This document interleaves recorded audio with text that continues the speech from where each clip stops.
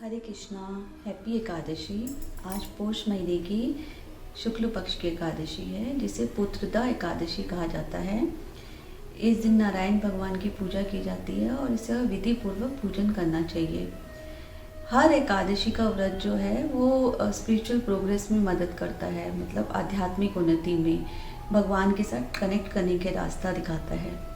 मैं आपको इसके बारे में, इसकी कथा के बारे में बताती हूँ जो श्री कृष्ण द्वारा कही गई।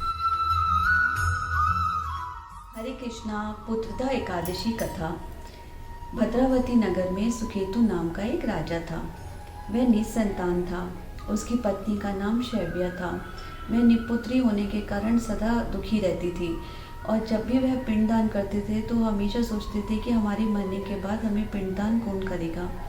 और पिंडदान देवताओं और पूर्वजों का ऋण चुकाने के लिए बहुत ज़रूरी है। एक दिन ऐसा विचार करते करते वो बहुत दुखी हो गया और उसने आत्महत्या करने का सोचा। फिर उसे विचार आया कि आत्मघात बहुत महापाप है। ऐसा विचार करते करते वह छिपकर एक जंगल में चला गया और वहाँ पर पेड़ पक्षी पशु देखते देखते उसका दोपहर हो गई और दोपहर होते उसे भूख प्यास लगने लगी।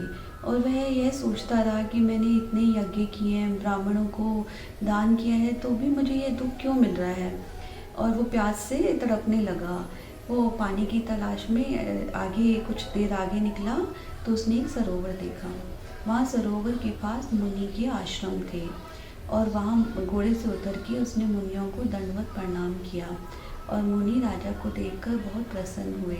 उन्होंने राजा से बोला कि आप यहाँ कैसे आए हैं और हम तुमसे बहुत प्रसन्न हैं। इस पर राजा ने कहा कि मुनिवर आप यहाँ पर कैसे हैं।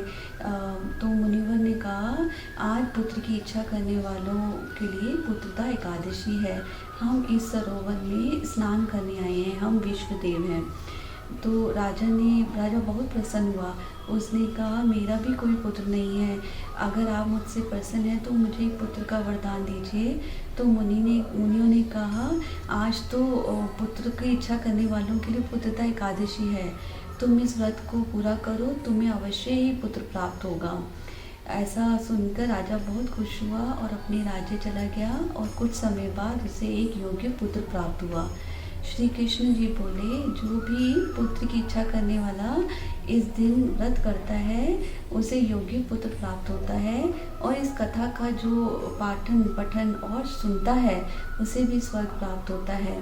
यह व्रत आध्यात्मिक उन्नति के लिए भी बहुत ज़रूरी है, क्योंकि ये स्पिरिचुअल प्रोग्रेस में हेल्प करता है और श्री कृष्ण के चरण कमलों में स्थान देता है। हरे कृष्ण।